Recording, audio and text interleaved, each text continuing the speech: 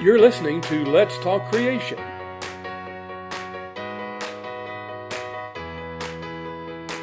All right, well, welcome back to another episode of Let's Talk Creation with Todd and Paul. I am Todd Wood. And I'm Paul Garner. And we are happy to be back again with another episode. Before we get rolling, do remember, if you're listening on a podcast platform, we would appreciate your positive review. I guess we can do a negative review too, but we would like your positive review. If you're watching on YouTube, don't forget to leave a like. Do remember, if you are able, subscribe. If you want, you can click that notification bell so you are immediately alerted every time we upload our latest content. I'm sure you're just on the edge of your seat. And so remember all that, and do recommend us to your friends, and every little bit of that helps us to grow the podcast and help to reach more people with the work that we're doing. All right, Paul, you might remember a little disease called COVID. Yes. Which was followed soon after by monkeypox. Indeed.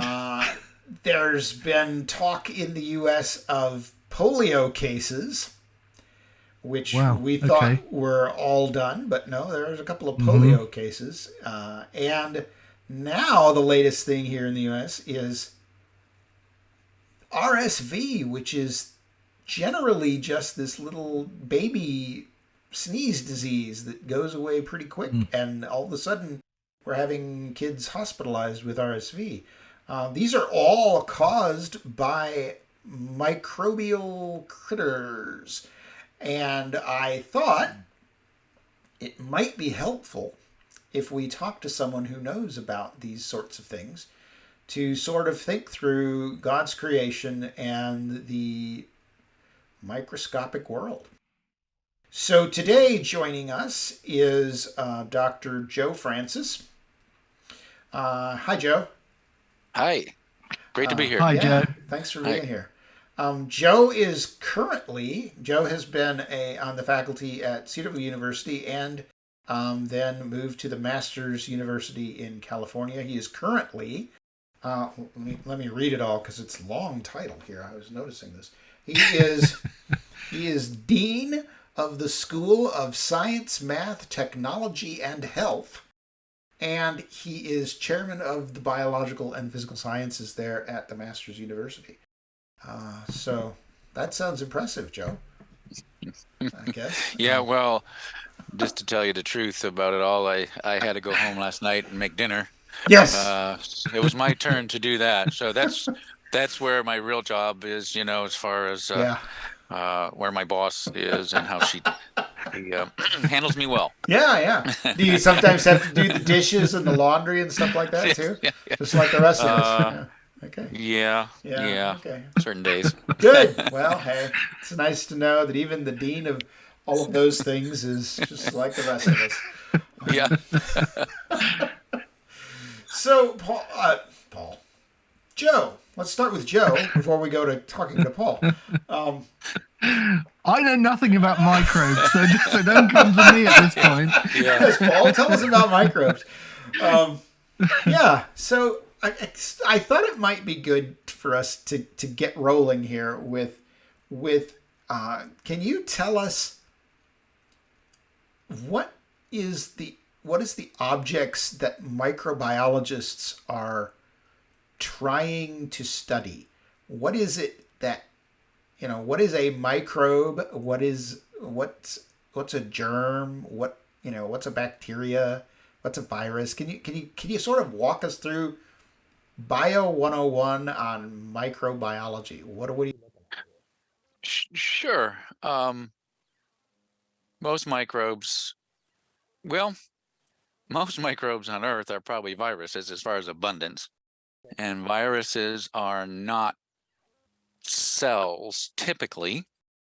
We have found some very large viruses in water tanks of cities that kind of look like cells, but not completely cells. In other words, they have a membrane and some fluid inside, but not fully operational. Then from viruses, we would go to cellular creatures, which would be the bacteria. Again, another most abundant creature on Earth would be the bacteria. The greatest number, greatest number of individual creatures on Earth would be bacteria, and they're cellular. So if you talk about cells, and we call them prokaryotes, meaning before nucleus, they don't have a nucleus. And then we have microbes that have nuclei. Eukaryotic microbes like algae and fungus, those are the typical classifications. And even if an algae and fungus live together, we get another creature called a lichen. And but still, we're at the cell level. Where it gets sketchy is what we mean by a parasite, because we use that term loosely, and but in the course of microbiology, we use it in a constrained way. So let me explain. Viruses and bacteria can be parasites. They can live off other creatures to their benefit or to their, and then we'd call them more like a symbiont. But also they could cause detriment. They can cause them to die or not, or just be sick. But parasites in the vernacular of microbiology, the field expanded, are multicellular things like flukes and intestinal worms and things like that. So they're kind of on the fringe of microbiology, kind of in their own category. And so when we use that term loosely, parasite, we mean a multicellular creature. But all the creatures I've mentioned can have a parasitic lifestyle. Okay. So yeah. So there are, so let's back up a second here. Cells, right? You mentioned cells. And it's not easy to define cell, I think. You've already mentioned some of the giant viruses that have been discovered recently, which are delightful and surprising. And as you say, viruses are typically quite small. But there are these giant, massive things that are as big as or bigger than bacteria, which turned out to be quite surprising. So a cell is kind of a sort of a self-contained little unit of living stuff, right? That is metabolizing. It's bringing in energy somehow and using that energy to carry on all the things that cells do. But it's just one little membrane-bound stuff, right? Is that basically a cell? Yeah, it is. And that's when we get into these large viruses, like the Mimi virus is the one they found in these city water tanks. They just don't, they continue not to be able to handle their copying of their DNA by themselves. Okay. Bacteria and the eukaryotic microbes, you mentioned algae and fungus, they all can basically copy their DNA and repackage it into a cell. Okay.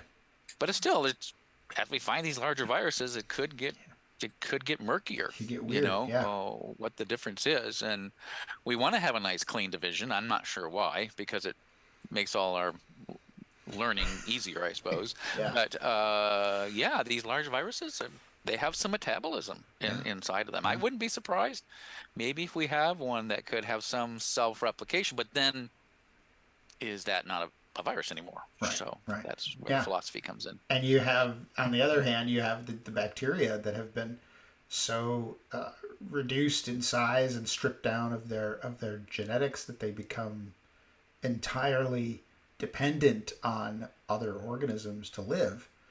And there's a variety of different versions of that. So where does a thing stop being alive all by itself? Yeah. It's kind of murky.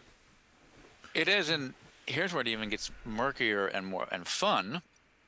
Leaving the viruses aside for a minute, now in the oceans, especially, we've been taught in biology there's phytoplankton, the photosynthetic critters, and then there is the zooplankton, which don't use photosynthesis. They have to eat something. They have to phagocytize, which means internalize it.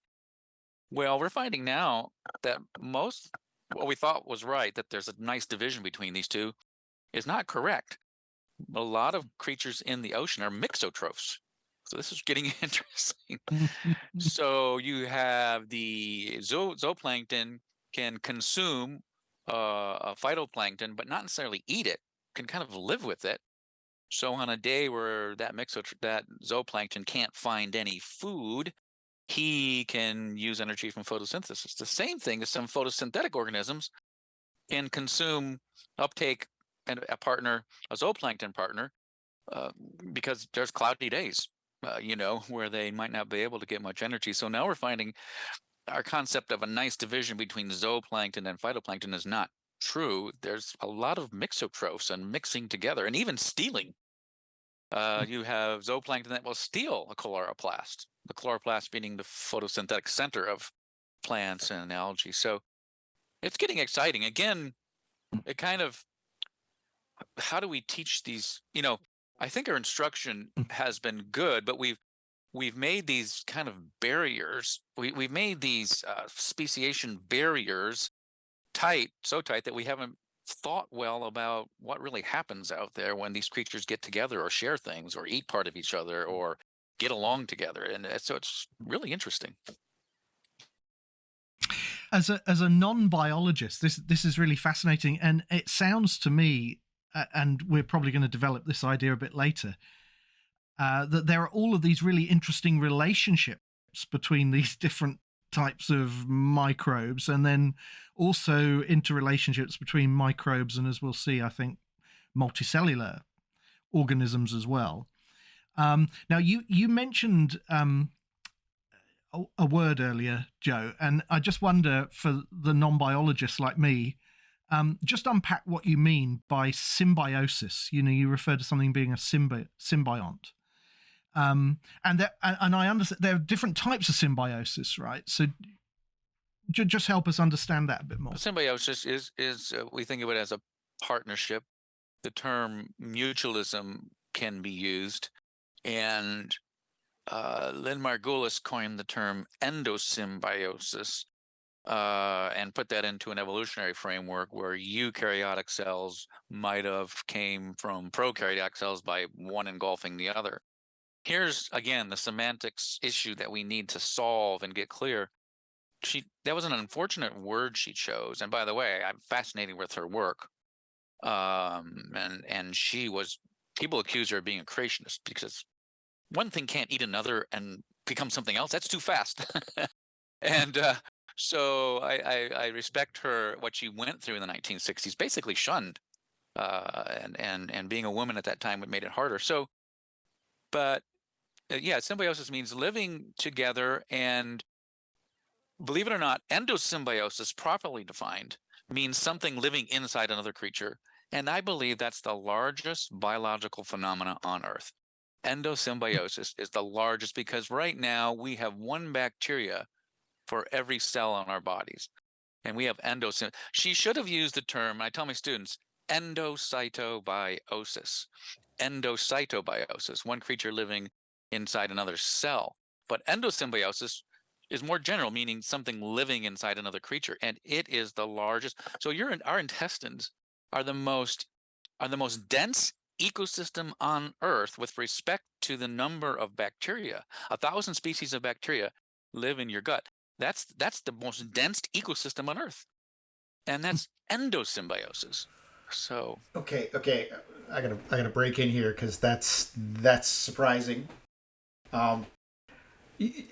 Right now, you're telling me that in my gut, in my stomach, and in my intestines, there are bacteria, 1,000 different sorts of bacteria living in my guts right now. Yes, and on the order approximating trillions, but probably billions easily for most of us. Okay, individuals of those 1,000 different types. But 1,000 species is the latest estimate I've seen. Right. So, but Joe, I feel fine.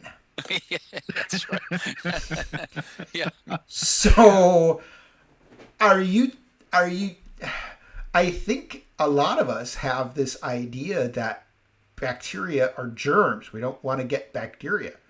Are you telling me that that might not be right? What should I take from this? Are all bacteria bad? Is everything microscopic just a germ? Right, and my interest in this field 20 years ago was based on just simple math of looking at how many pathogens. I was teaching medical microbiology, and we for humans, I think it's only documented that we have about 400 true bacterial pathogens, 400 different kinds. But some of them do a lot. Like you heard of strep throat, streptococcus does all sorts of things. It has lots of ways to make us sick. But then if you estimate the number of bacteria on Earth, and the way they've done this is just taking a soil sample using molecular probes to find the DNA, in soil or a milliliter of ocean water, we have millions of viruses and bacteria.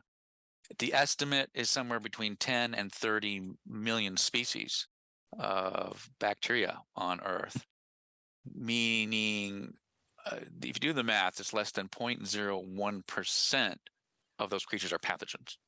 You say, well, maybe we haven't encountered them all. Well, that's true, because some live thousands of feet at the bottom of the ocean, but they're unlikely to cause us illness because they can't live here at this pressure.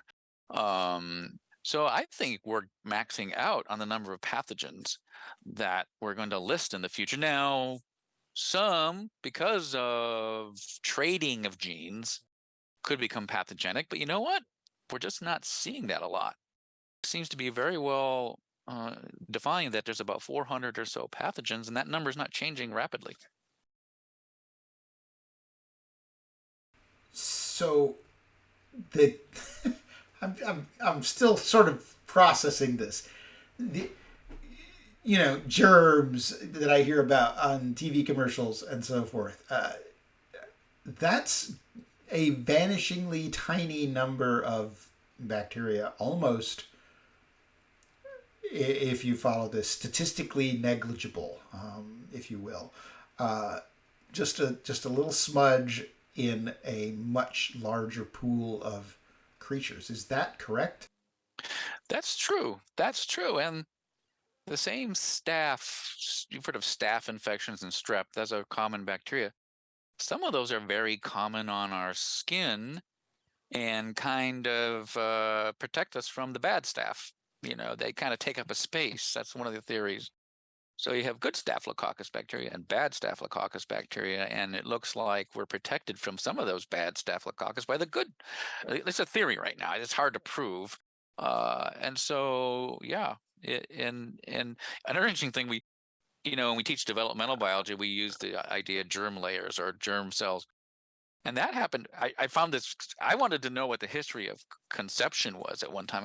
Finally got these books that went way back, and they said, yeah, we call the sperm and egg germs because no one thought we could have something like that in our bodies, like a sperm and egg. So that's why we call them germ cells.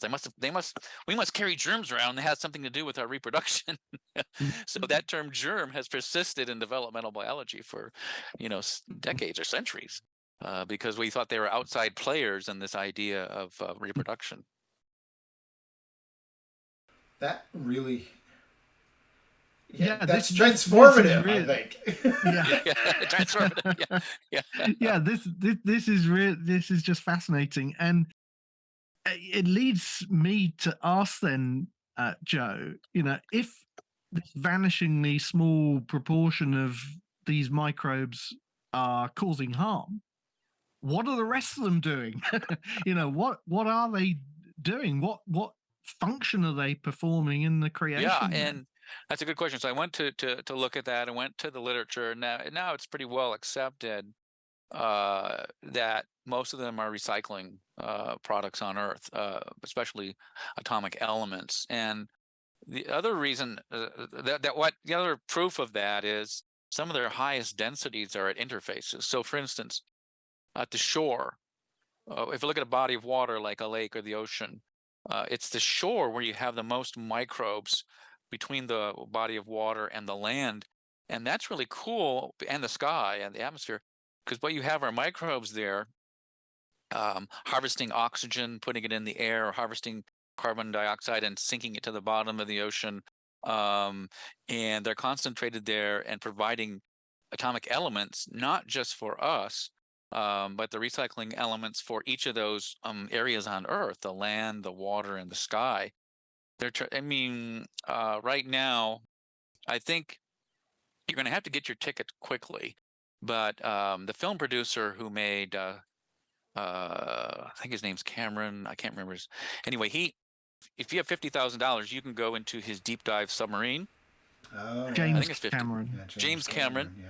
Yep. And he got really interested in deep diving. And for I think it's 50 grand. It might have gone up. You can see the Titanic.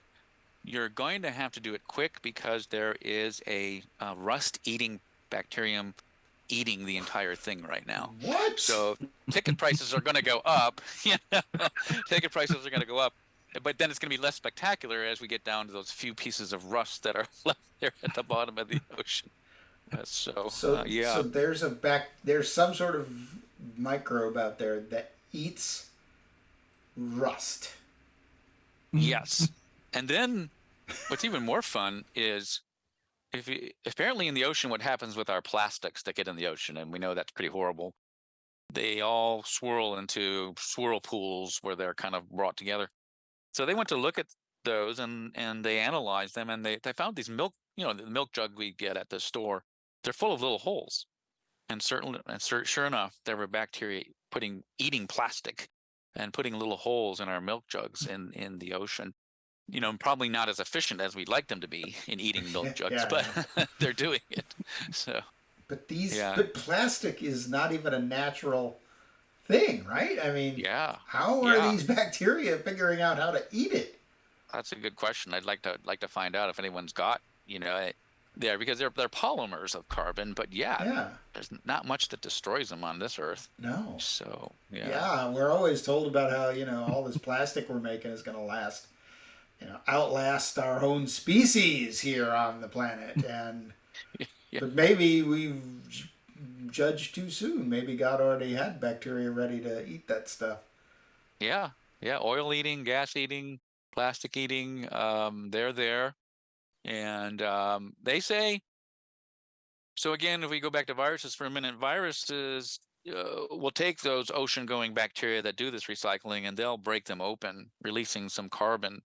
And they thought, wait a minute, is that going to cause pollution? Is that going to go into the air and increase our carbon in the air? And what they found is the opposite. These viruses breaking open bacteria in the ocean do it in a way that the parts of the bacteria sink. So we have what's called a carbon sink in the ocean. And that's a beautiful system there. That's actually helping our atmosphere to maintain a certain level of carbon, not increase it. So again, there's a real example of where the recycling actually is made to our benefit. It appears, promotes the environment, a cleaner environment, and that's probably, I think, the largest microbial activity on Earth are the viruses in the ocean that break open these cyanobacteria, they're photosynthetic bacteria, and cause a carbon sink in the ocean. They say that carbon fixation by those bacteria. So the carbon eating bacteria, the cyanobacteria, use photosynthesis, as everyone knows, to fix carbon. The viruses then break those cells open, causing a carbon sink.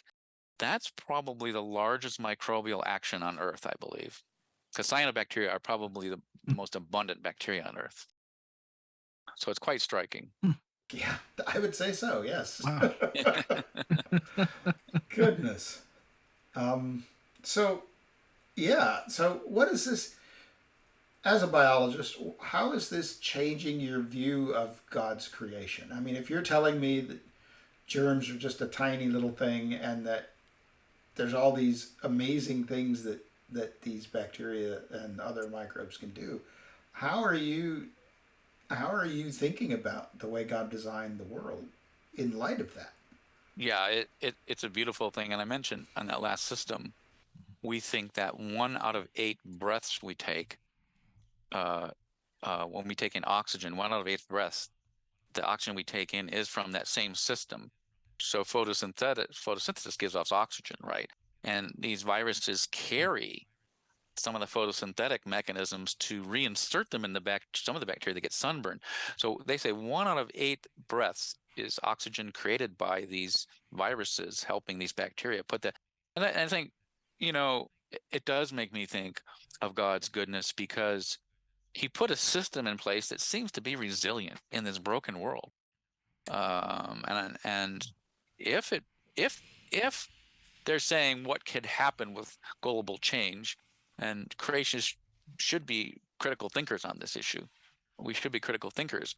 If what's happening in global change is true, and I think some of it is, God has put these systems in place with these tiny creatures, and it's a wonderful design, because if you need, they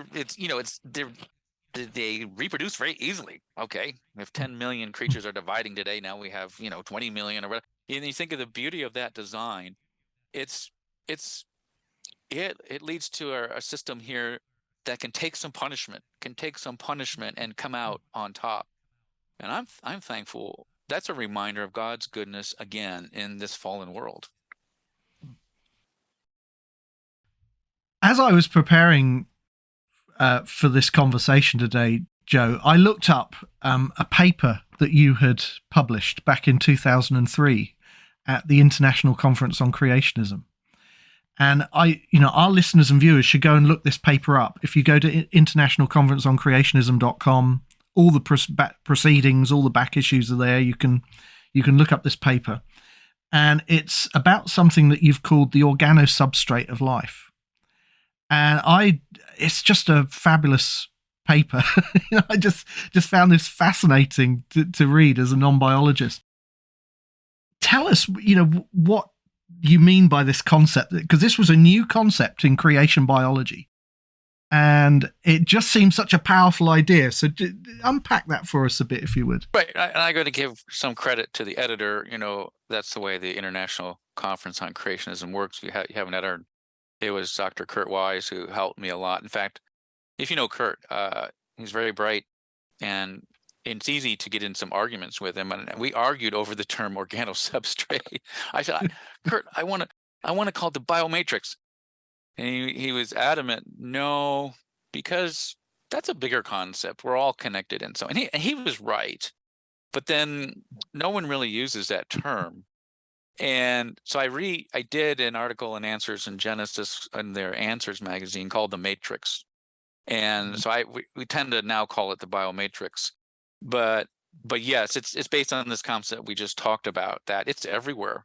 It's everywhere, and it's abundant on our bodies. Our digestion today is influenced and helped by the biomatrix inside us, and so it's not too far off from our desktop, from the grass outside, from the shoreline. There is a matrix and I challenge my students to think, what day do you think this was created? And we don't have firm biblical evidence, but it sounds like it'd have to be on those days where the land was separated and the soil was there. And so many plants depend on microbes now, even for their host defense. And so it looks like it's an all permeating matrix on Earth that is protective. It provides sustenance and recycling of all the atomic elements that we use to live, to breathe, to uptake, and so on. So that's what we were thinking, and we tried to put some examples in there, and I'm hoping that more creationists can. I think some have continued on writing in that area, and it's pretty exciting. It takes, when I ask an audience, what do you think about bacteria and viruses? And it's always, well, we just went through a pandemic, and my last cold, then I got a cold after the pandemic, then I got the flu after pandemic. And that's the way we think about them. But when you look at closely under this microbiological microscope, as we're doing now, you see a matrix, a life-supporting matrix on Earth. And I think that's, I got to really emphasize that for the audience here, that it's not simply that microbes aren't as bad as you think, right? That's the first sort of level of revelation. Oh, there's things that don't hurt me out there that are microscopic. Yes, there are. Also, that basically that microbial world makes our lives possible as, multicellular complex creatures. We depend on bacteria to make available the basic elements that we use to build stuff, right? So the carbon, the oxygen, the nitrogen, the hydrogen, and so forth, all those things on the periodic table that make up our bodies, they all come originally from these microbial bacteria that first they can harvest them directly from the inert environment around us, the lifeless world around us. But then they also have the ones that, will break down the older organisms that have died and return those nutrients to availability to the rest of us. So that's a kind of and that was sort of where you're going with the organosubstrate. And I know the organosubstrate was kind of like emphasizing the interface between the non-living world and the living world. That was, as I recall, that was what it was supposed to be doing. But it's kind of gigantic, right? It's kind of this huge thing that it's not just that microbes aren't always bad. It's that you couldn't live without them. Yeah, that's the thing that struck me as I read this paper. You can almost see this incredibly complex network of relationships between sort of microbes and everything else, and microbes and the inert physical environment. They're almost behaving like a single massive sort of super organism that supports everything else. And, it's just remarkable when you see the incredible design features and, the incredible complexity of it. Fantastic paper. So people go out and read Joe's paper on this. We will make sure that all of these papers, to the Answers Magazine paper and the paper on the biomatrix and the organosubstrate, we'll make sure that is all linked to you and available in the show notes. So check those out, where you will find Dr. Francis's work on this subject. Well, we love microbes now. Okay. Thanks for taking us on that journey. At the same time, we can't ignore the bad guys, right? We've just been through the lingering trauma of the COVID outbreak, and that was every level of trauma. People who seemed perfectly healthy and well succumbed and died because of the virus. Others because of the government's policies and reactions to. Some people lost their businesses. Some people lost their livelihood. Mental health took a big hit as people were isolated and isolating from other people and just falling into depression and despair. And not every microbe is a good microbe. Now, can we learn some things about this source of this from studying microbiology?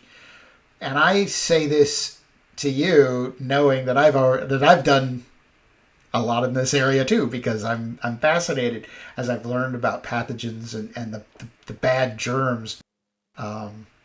So can you give us a little guidance on the sorts of patterns that you've seen about where the bad guys come from? Why do we have these terrible germs and diseases? Right. Yeah. And we've been working on this for a while, and I think we have some very general answers that I would hope some young creationists can pick up and take on. But my lecture on anthrax comes to mind too. Anthrax, if you look at anthrax, which was called wool sorter's disease because it These were bacteria that were common on farm animals and still are. And so if humans, when they were sorting wool in factories, it got in the air, the anthrax, and they breathed it, and they had lung problems. What's interesting is it kind of only took that situation, though, to make a lot of people sick. Some farmers could get it they get it in a scratch in their arm, and they'd get a really looking black kind of spot, and it could be deadly. But when you look close at anthrax, pretty much all their virulence genes. So by virulence, we mean it's a term that means disease causing. All their virulence genes tend to be on two plasmids. And these plasmids have a signature as genetic elements that can come out of the DNA and act on their own and be traded between bacteria. So now we have something that looks like it could have been inserted into that bacteria. And I think a lot of plasmids have viral signatures. So viruses could be playing a role here in picking up a plasmid from one creature, and maybe that plasmid did have a good role somewhere over here, and now that plasmid is being inserted in anthrax, and now it's getting into the human population. Still doesn't answer everything, this idea of picking up and moving, or displacement, as we might call it. A set of genes over here displaced over to here. You still have those genes, and we have to think, why in God's world did he create those? Are they part of the curse? Are they intended to be part of the curse?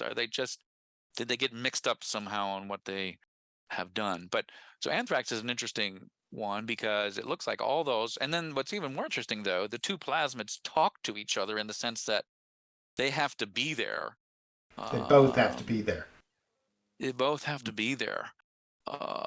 Another one that might give us a clue, though, is cholera. Cholera is caused by Vibrio cholerae. It comes from a whole host of Vibrios, so it's a kind of a class of viruses. And most of those, all the cousins of Vibrio, pretty much all the cousins of Vibrio cholera, which are Vibrios, are found on exoskeletons on marine creatures like lobsters and crabs, that outer chitin. And pretty much all the genes, even some of them that cause cholera, are involved in breaking down chitin. Now that's interesting. So why do we have, and even some Vibrio cholera don't have the genes to cause us to be sick, they're breaking down chitin.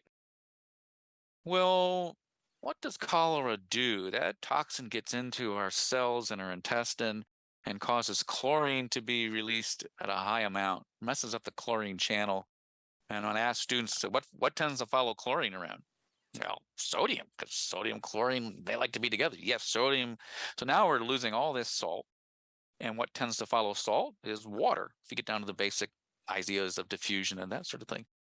Well, this is really interesting because there is a cousin of Vibrio cholerae called Vibrio fischeri. And Vibrio fischeri lives in a little Hawaiian bobtail squid and produces light at the bottom of that these squids are like an inch long off of Hawaii, and they bury themselves all day long. So because they look like a little chicken McNugget, right? They bury themselves, and they come out at night because they can protect themselves by making light under their body. So when sharks look up, they say, "Oh, it's a nice starry night," and there's a swimming star. Okay, I'll let that go. And so at least that's what we think that sharks think. And that's called counter illumination as a defense mechanism. Well, where is this going? Cholera causes all this salt and water to be removed from our body. We can die from dehydration in hours. It's a horrible way to go. It's a scourge. Well, the little Vibrio fischeri that live in the Hawaiian bobtail squid have to reach a certain number they grow all day while they're buried in the sand in this light organ. These Vibrio fischeri are growing, and they have to get to a quorum, what's called a quorum. Just like maybe you've been a member of a church committee and you vote and you need a quorum. And when that quorum's reached, they produce light. Well, it turns out after the night's over, they have way too many bacteria, and it's inefficient to produce light. So they expel them. Well, what's really interesting is they're probably using they have some genes from cholera that could be involved in expelling them. And that's what happens in the human body. We expel way too much water from our bodies, and we die from that. And so now you can see, oh, maybe the gene over here in Fischeri was traded by a virus over to cholera and was never intended to be. The interesting thing, though, about illnesses is that, well, I'm going to go on a limb here, but if we say an illness looks like it's designed, a lot of illnesses look suboptimal in how they operate. And if you look at Vibrio cholerae, there is now a cure. There is a hospital in Bangladesh that basically has a 100% cure rate, and it's basically just rehydrating the patients. You say, wait a minute, why doesn't that work all the time? Well, think about it. You're in a hospital, lots of people are around, you're so sick in that way. You remember the last stomach flu you had, you don't even feel like drinking. You don't even feel like.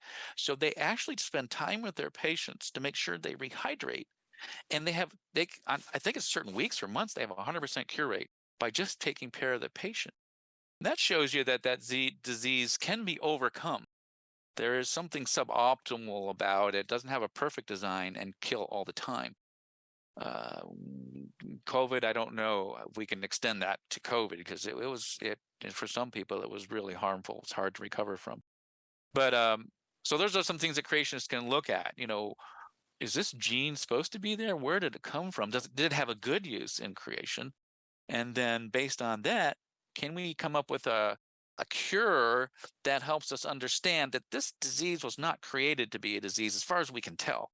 And therefore, it might have a chink in its armor that we can use to defeat the illness.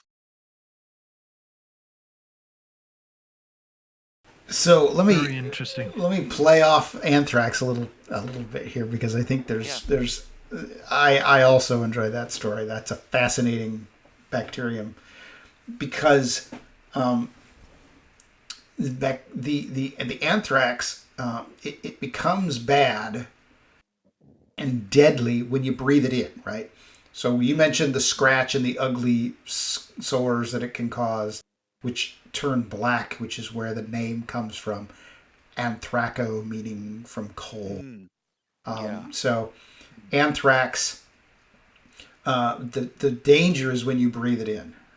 So the anthrax bacteria makes this tiny little spore, and you breathe it in, and then it finds, your warm, wet lungs and germinates, and there it goes. It gets into your blood and it kills.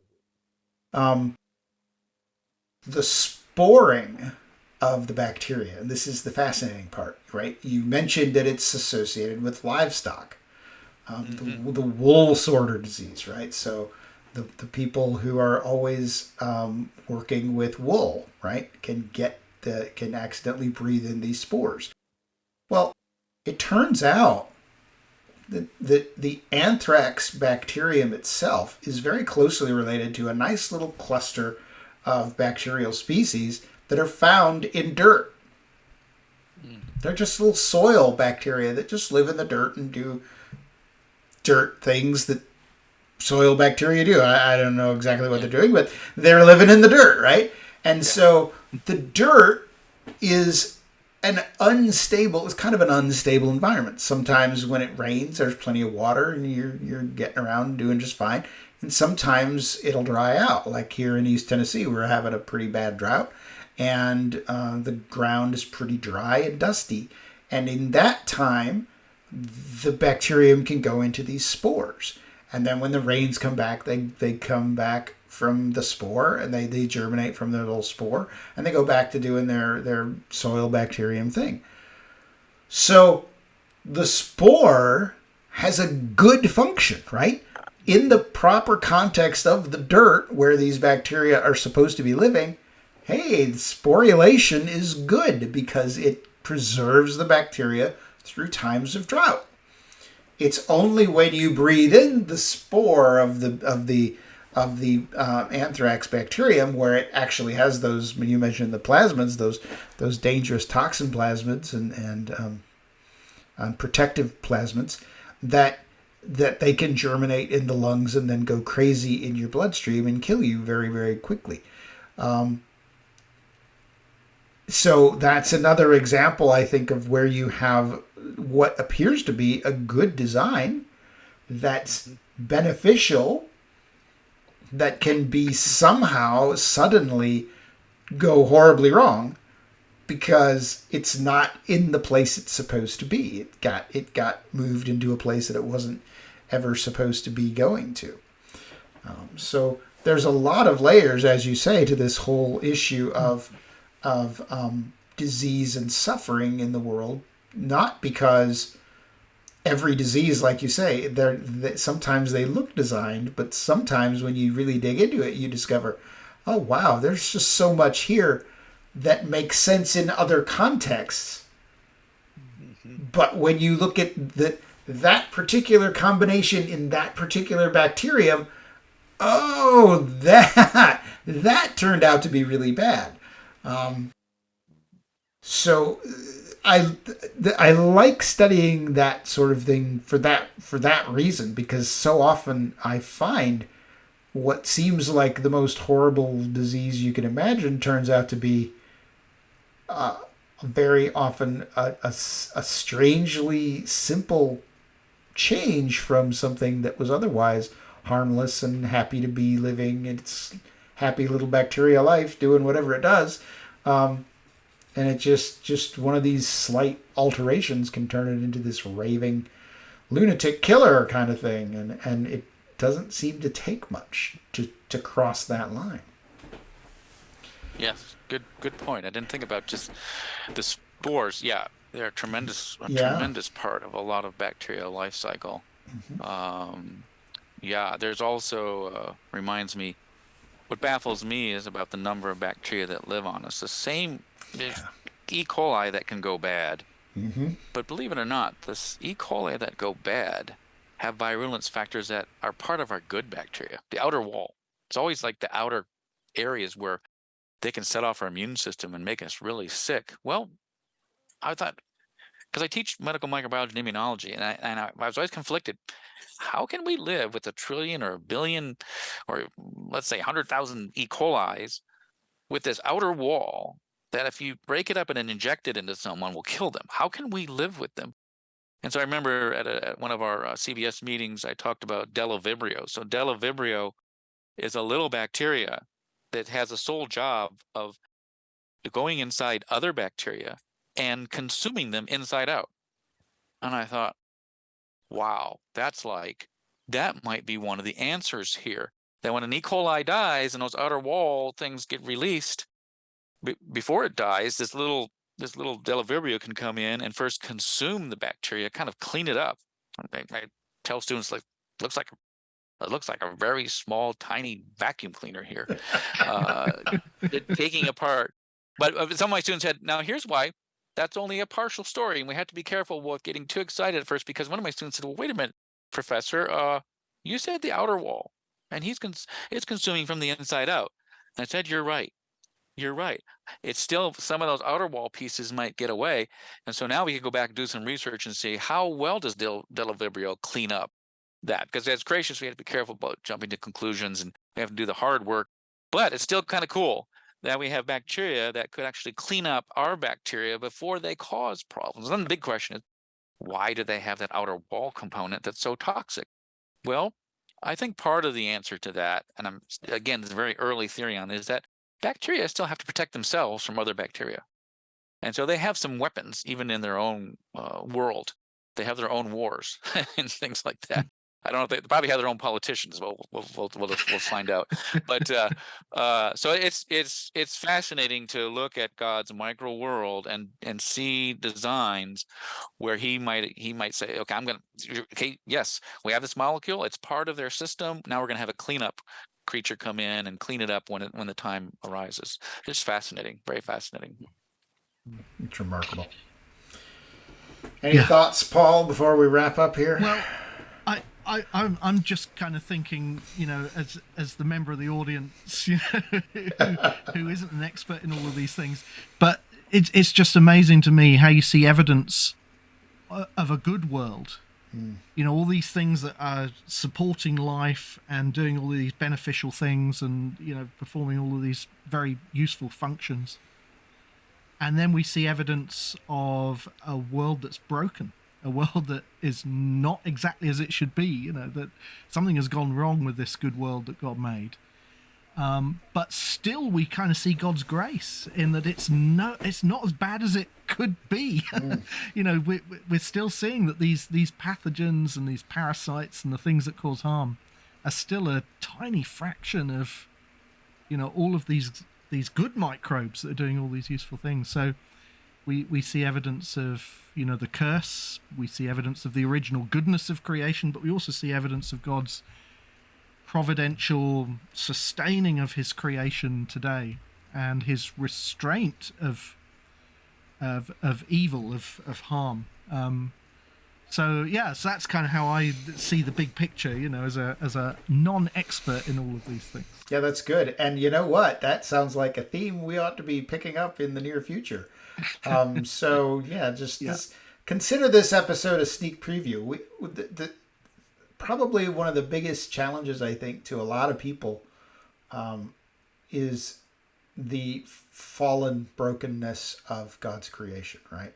How do you explain really terrible things? How do you explain the explosion of Mount St. Helens and all the people who died? How do you explain the Indian Ocean Christmas Eve tsunami that killed thousands of people? How do you explain the death and the suffering that the world seems to be undergoing, right? Mm-hmm. And so very soon, I'll just give this little sneak preview. We're going to come back to that theme very soon. Maybe before the end of the year, certainly in the new year, because there's so much fascinating stuff to talk about when we talk about the world of death and suffering and what that means for creation and what that means for the goodness of our God. Mm-hmm. So, yes. Joe, we might want to have you back to talk some more about specific things because sure. You're full of good stuff. We are. We love talking microbes with Dr. Francis. So thank you so much for being with us. We really appreciate that. I want to remind everyone listening and watching, you can find the show notes at coresci.org/podcast. There you'll also find the index to our full repertoire of episodes. And you will also find there links to all of our social media accounts where you can interact with us if you'd like. Also remember that comments are open on YouTube where you can ask a question, and we are definitely interested in your questions. We will be talking about them on future episodes. We've done past episodes answering questions, and we're going to do that again. We'll keep doing that. So do drop us a line. Let us know what you're interested in, what you're confused about, and we'll definitely, if we don't answer right by email, we're probably thinking about it for a future episode. So there you go. Paul, it's that time of year here in the United States when all of our nonprofit organizations start asking you for donations. I know that's not quite as big a deal there in the UK, but here in the US, this is the big giving season. And I've been doing a little number crunching, and I thought I might share some things with you about this. So how much does it cost to do this podcast? That's the question. So I sat down the other day and I started plotting out, what's how many hours do we spend preparing? How many hours do we spend recording?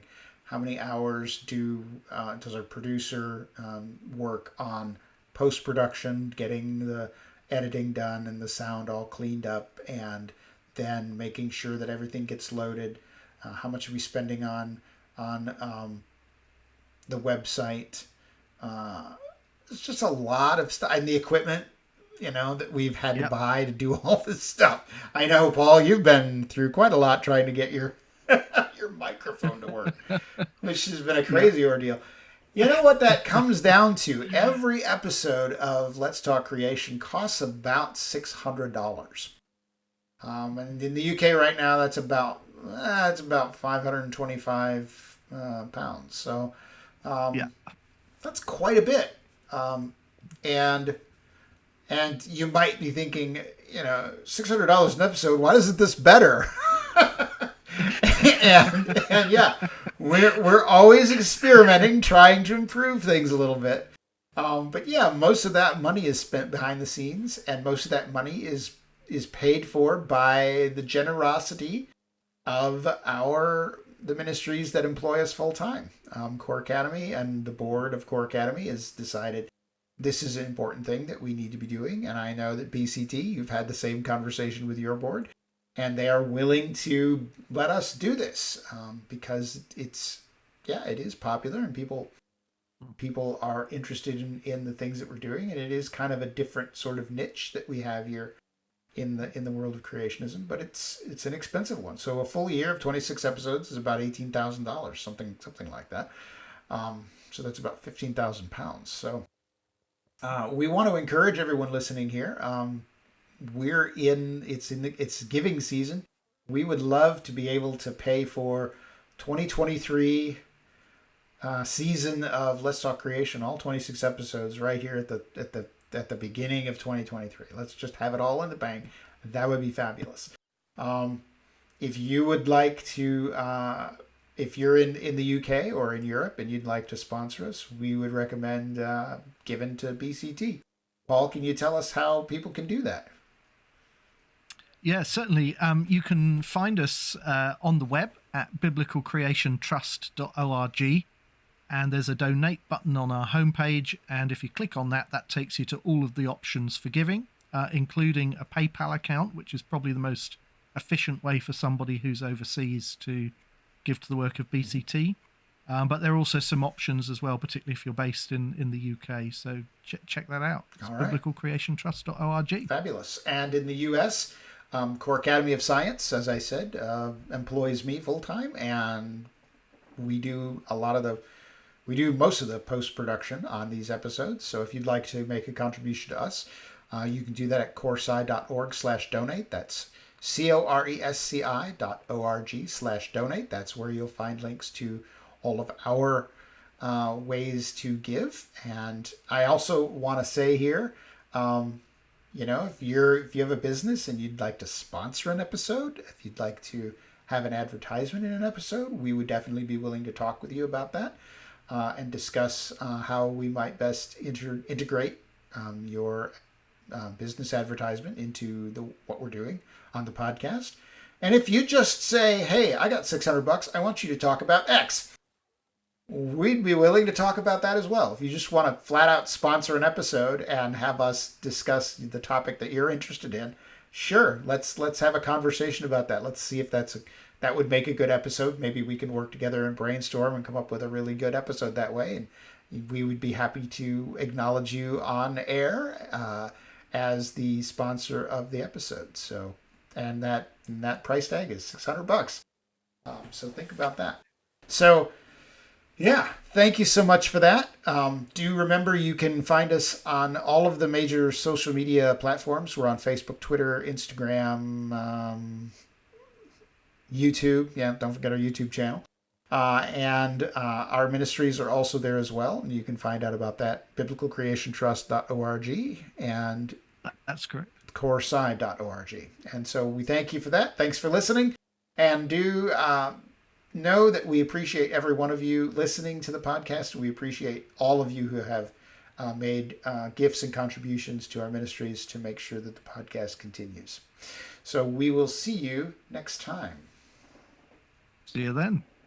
Thanks for listening to this week's episode of Let's Talk Creation. If you have questions, send them to podcast@coresci.org. That's podcast@coresci.org. And be sure to let your friends know about Let's Talk Creation. And check us out on social media. Thank you.